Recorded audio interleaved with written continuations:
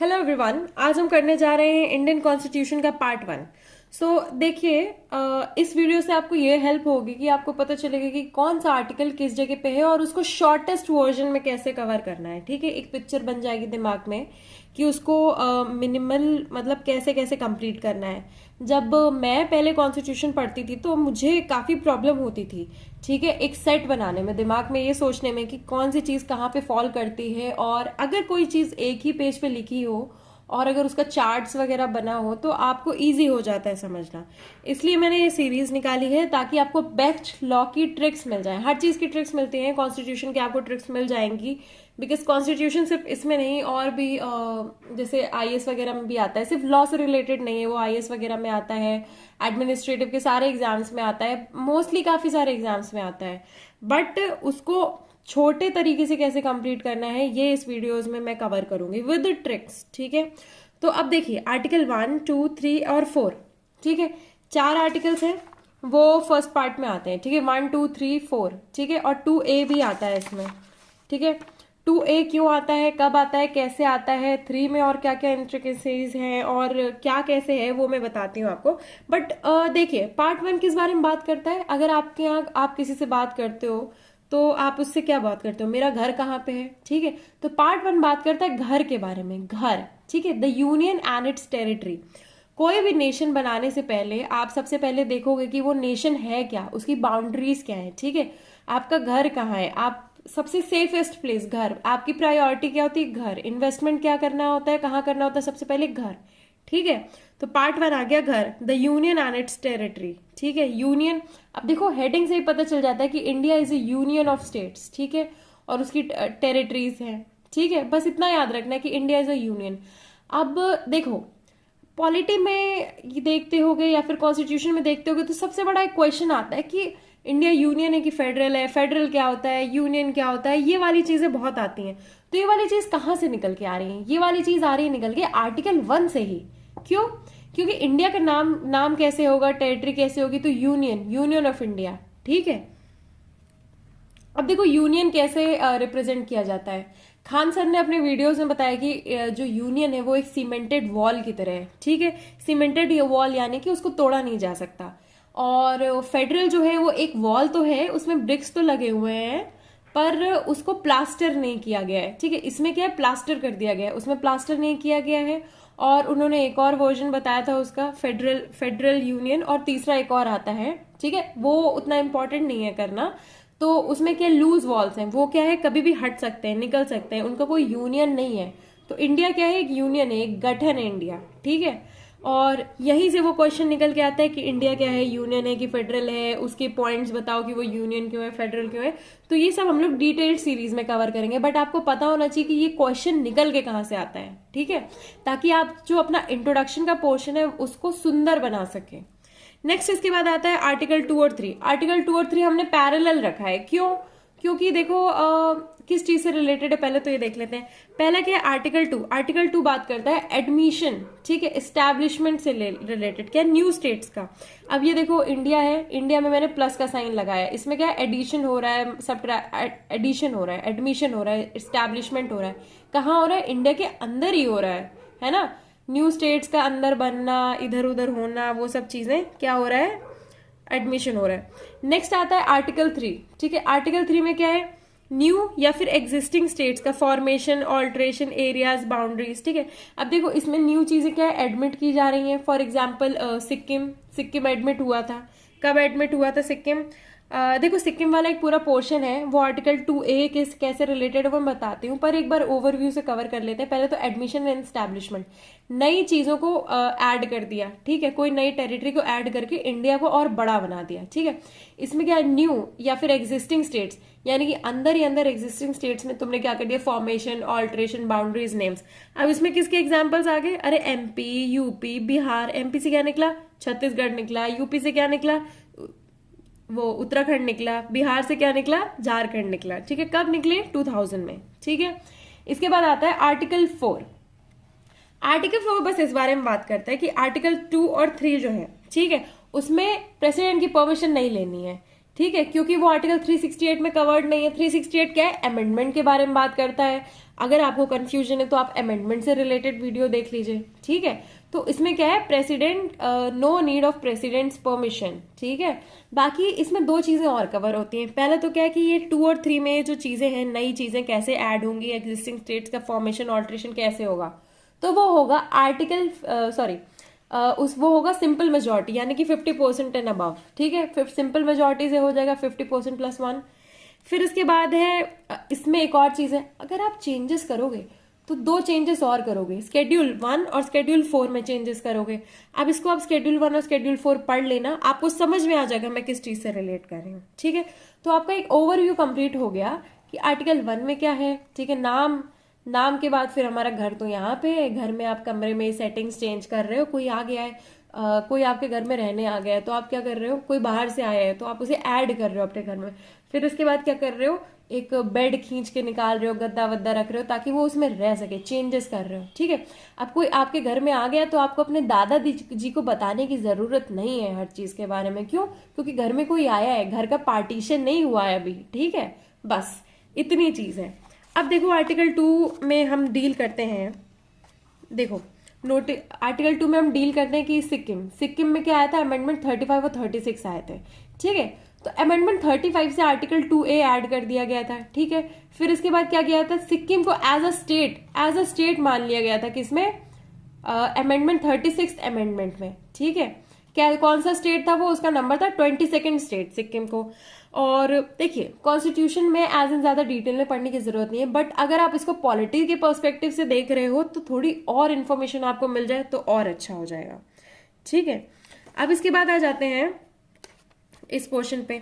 देखो आर्टिकल 3 हमने किया कि न्यू एग्जिस्टिंग स्टेट्स को ही अंदर अंदर क्या है, फॉर्म करना, ऑल्टर करना, ये सब चीजें करना। अब इसमें क्या पोर्शन आ गया, हाउ टू मेक स्टेट्स। ठीक है, अब देखिए तुमने बाहर का नक्शा तो बना लिया, अब तुम्हें इसमें कट पीस लगाने हैं। देखिए, ठीक है, कट पीस लगाने। अब देखो जैसे कि कोई आपके घर में आ गया, आपने उसे ले लिया, एडमिट कर लिया। अब आप क्या कर रहे हो, आपको गद्दे, सोफे, रजाई निकालनी है कि ठंडी हो रही, ठंडी में कोई आया है तो रजाई निकालनी है। अब रजाई के लिए किससे पूछोगे, मम्मी से पूछोगे। तो रजाई किस हिसाब से दोगे उनको, किस हिसाब से कंबल दोगे, किस हिसाब से आप उनका बेड डिवाइड करोगे, किस हिसाब से आप, जैसे फीमेल्स आई तो फीमेल एक साथ सो जाती है, मिडिल क्लास फैमिलीज में यही होता है। ठीक है, तो किस हिसाब से आप जो है रूम्स को डिवाइड करोगे, है ना। तो अब उसका आ गया, तो हाउ टू मेक स्टेट्स। ठीक है, नॉर्मली हम लोग क्या करते हैं, कैसे डिवाइड करते हैं लोगों को एक कमरे में, जेंडर के पर्सपेक्टिव से डिवाइड करते हैं। अब इसमें आ गया क्वेश्चन कैसे, तो एसके धर कमेटी थी, उन्होंने बोला लैंग्वेज के आधार पे। ठीक है, लैंग्वेज का आधार किसने बोला, धार कमेटी ने बोला। ठीक है, फिर इसके बाद जेवीपी कमेटी थी। ठीक है, उन्होंने लैंग्वेज के आधार पे नहीं बोला, कौन, जवाहरलाल नेहरू वगैरह वाली कमेटी। ठीक है, इन्होंने बोला भाषा के आधार पे मत करो, पर अल्टीमेटली किसके आधार पे हुई, भाषा के आधार पर ही हुई है। अब इसके आगे देखते हैं।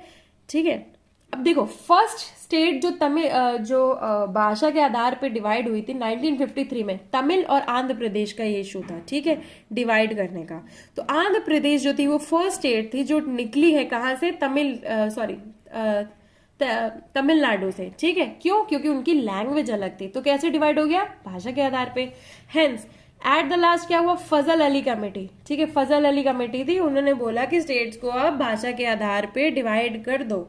ठीक है, फजल हम कैसे याद रख सकते हैं कि भाषा के आधार पर डिवाइड कर दो, फजल से आप याद रखो गजल। और गजल कौन सी होती है, गजल की एक भाषा होती है। ठीक है, आप हर लैंग्वेज में गजल नहीं गा सकते हो, तो गजल की एक भाषा होती है, हिंदी उर्दू मिक्स वाली जो होती है। ठीक है, तो उसमें गजल, फजल, लैंग्वेज ऐसे समझ गए आप, तो उससे क्या करना है, डिवाइड अकॉर्डिंग टू लैंग्वेज। अब देखो ये जो सबसे इंपॉर्टेंट अमेंडमेंट आया था, कौन सा आया था, 7th अमेंडमेंट, 7 समुंदर पार। आप इमेजिन कर लो, 7 समुंदर पार इज अ गजल, लैंग्वेज है उसकी हिंदी उर्दू, फजल अली ने गाया है। ठीक है, बस इतना याद रखो। ठीक है, तो 7th अमेंडमेंट 1956 में आया। ठीक है, फिर उसके बाद एक और था, पंजाब को डिवाइड करने के लिए आया, तो उसके लिए शाह कमीशन आया, पंजाब को कैसे डिवाइड करना है। ठीक है, बाकी अदरवाइज जो है वो लैंग्वेज के बेसिस पे डिवाइड होती है। तो मेजर कौन कौन सी स्टेट्स डिवाइड हुई हैं, MP, UP, बिहार, देख लो आप एक बार। फिर इसके बाद एक और केस आया, बेरुबारी यूनियन केस। अब देखो बेरुबारी यूनियन केस क्या था, सिरिल जो रेडक्लिफ लाइन नहीं है, हाँ, तो उन्होंने क्या किया था, जो रेडक्लिफ है उन्होंने तो डिवाइड कर दिया ठीक है। अब लैंड इश्यू हो गया, उन्होंने तो अपने हिसाब से पुलिस थाने के हिसाब से डिवाइड कर दिया, इधर इधर इधर ऐसे ऐसे डिवाइड कर दिया, कुछ नहीं देखा कि कौन लोग कहाँ है, उनको कोई प्रॉब्लम हो, कुछ नहीं। क्यों? क्योंकि उनके हार्ट में इंडिया था नहीं, ठीक है।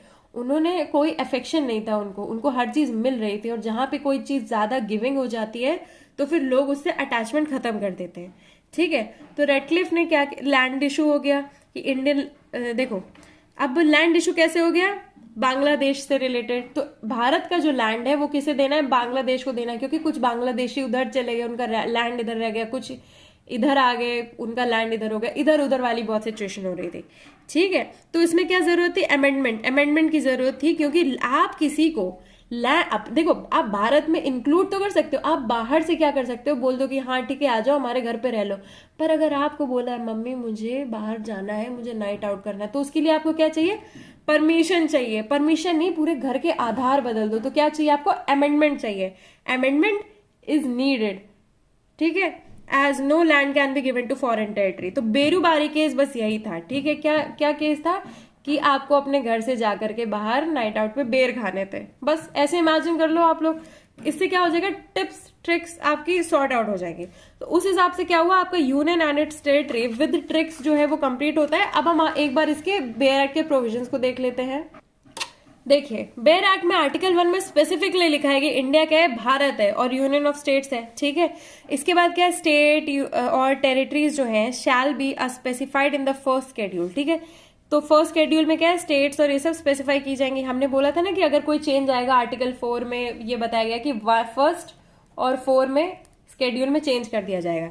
इसके बाद क्या है, territory of India shall comprise. Territory of India में क्या होगा, स्टेट्स होंगी, यूनियन टेरिटरीज होंगे। यूनियन टेरिटरीज कहाँ स्पेसिफाइड है, फर्स्ट शेड्यूल में स्पेसिफाइड है, ठीक है।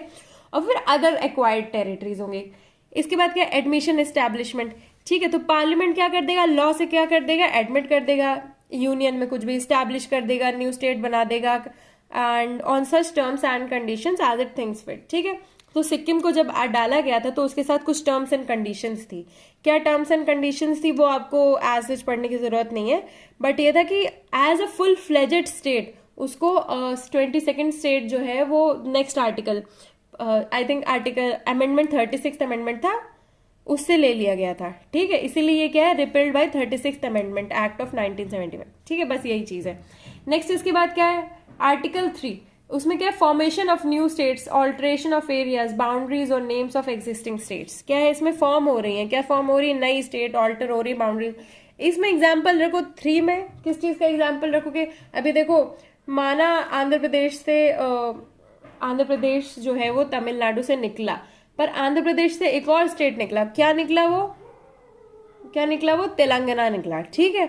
तो उसमें भी यही कि न्यू स्टेट्स वगैरह जो है सेपरेट हो जाएंगी। कैसे, देखो फॉर्म अ न्यू स्टेट कैसे फॉर्म होगी, सेपरेशन से, या फिर यूनाइटिंग, दो को मिला दो, या फिर क्या हो जाएगा, और पार्ट्स ऑफ और by uniting any territory to a part of any state, ठीक है। क्या चीज, यूनाइटिंग, किसी भी टेरिटरी को यूनाइट करने के लिए किसी भी स्टेट से, ठीक है। तो और इंक्रीजिंग द एरिया, किसी का एरिया बढ़ा दो, फिर उसके बाद डिमिनिश कर दो एरिया, ये सब चीजें अलग अलग तरीके हैं इसमें कि आप कैसे बढ़ा सकते हो, कैसे एक नई स्टेट बना सकते हो। थोड़ा सा भी एरिया चेंज कर दिया तो पता चल जाएगा कि हाँ ठीक है एक नई स्टेट बन गई है। ऑल्टर बाउंड्रीज, ऑल्टर नेम, देखो नाम भी आप बदल सकते हो, ठीक है ना, नाम भी आप बदल सकते हो किसी भी स्टेट का। यूपी, उत्तर प्रदेश पहले क्या था, यूनाइटेड प्रोविंस था, है ना। और इसमें आज सच कुछ नहीं पढ़ना है, चाहो तो आप प्रोविजो वगैरह पढ़ सकते हो, बट इसमें इसके बाद 4th है, laws made under article 2 and 3 to provide for the amendment of the 1st and 4th schedule and supplemental incidental and consequential matters. क्या लॉ जो है क्या बनाए गए हैं आर्टिकल 2 में, आर्टिकल 3 में, किस चीज के लिए, to provide for the amendment of 1st and the 4th schedule.